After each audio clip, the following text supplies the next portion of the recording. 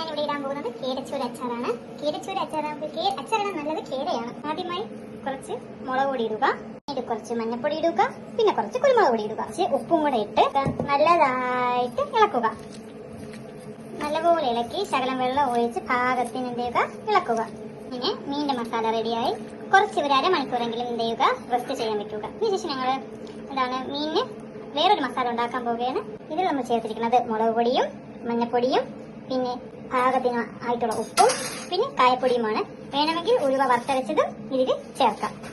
എന്നിട്ട് കുഴമ്പ് രൂപത്തിൽ പേസ്റ്റ് ആക്കാൻ വേണ്ടി ശകലം വിനീഗറും ഒഴിക്കുന്നു. അങ്ങനെ വിനീഗറും ഒഴിച്ച് ഞാൻ കുഴമ്പ് രൂപത്തിൽ പേസ്റ്റ് ചെയ്തെടുത്തു. ഇനി നമ്മൾ പോകുന്നത് മീൻ ഇരിക്കാനായിട്ടാണ് പോകുന്നത്. അങ്ങനെ ഞാൻ ഇരുമ്പിച്ചട്ടി വെച്ചു. ഇരുമ്പിച്ചട്ടിയിൽ വറക്കുമ്പോൾ നല്ല ടേസ്റ്റാണ്. ഞാൻ ഇങ്ങനെയുള്ള സാധനം വറക്കുന്നത് ഇരുമ്പിച്ചട്ടിയിലാണ്. ഇരുമ്പിച്ചട്ടി ചൂടായിട്ടുണ്ട്. ഇനി ഇതിലേക്ക് പച്ച വെളിച്ചെണ്ണ ഒഴിക്കുക. പച്ച വെളിച്ചെണ്ണ ചൂടായി വരുമ്പോഴത്തേക്ക് മീൻ എന്ത് ചെയ്യുക, അതിലേക്ക് ഇട്ട് കൊടുക്കുക. എണ്ണ ചൂടായി വന്നിട്ടുണ്ട്. അതിലേക്ക് നമ്മൾ എന്ത് ചെയ്യുക, ഈ മാഗ്നേറ്റ് ചെയ്ത മീൻ അതിലോട്ട് ഇടുക. പാകമുണ്ട്. ഒരുപാട് മൂക്കാനും പാടില്ല, എന്നാൽ മൂപ്പ് കുറയാനും പാടില്ല. ഒരു പാകത്തിന് മാത്രം എടുക്കുക. ഒരുപാട് മൂത്താൽ ഹാർഡായി പോകും. അങ്ങനെ ഇത് മറിച്ചിട്ട് പാകം മൂപ്പിച്ചിട്ട് ഒരു 2 മിനിറ്റ് കൂടെ കഴിയുമ്പോൾ നമുക്ക് ഇങ്ങനെ എന്ത് ചെയ്യാം, കോരി എടുക്കാം. അങ്ങനെ ഓരോ സ്റ്റെപ്പും ഇതുപോലെ എന്ത് ചെയ്യുക, വെച്ച് എടുക്കുക. മീൻ ഫ്രൈ ചെയ്ത് കഴിഞ്ഞു. ഇനി നമ്മൾ അച്ചാറിടാനായിട്ട് പോവുകയാണ്. വേണ്ടി ഫ്രൈ പാൻ വെച്ചിട്ടുണ്ട്. ഇത് ചൂടായി വരുമ്പോഴത്തേക്കും മീൻ പൊരിച്ച ശകല എണ്ണയും അതോടൊപ്പം തന്നെ നല്ലെണ്ണയും കൂടെ ചേർത്തിക്കുക. ഇതായി വരുമ്പോഴത്തേക്കും അതിലേക്ക് കടുക് ശകലം ഇടുക.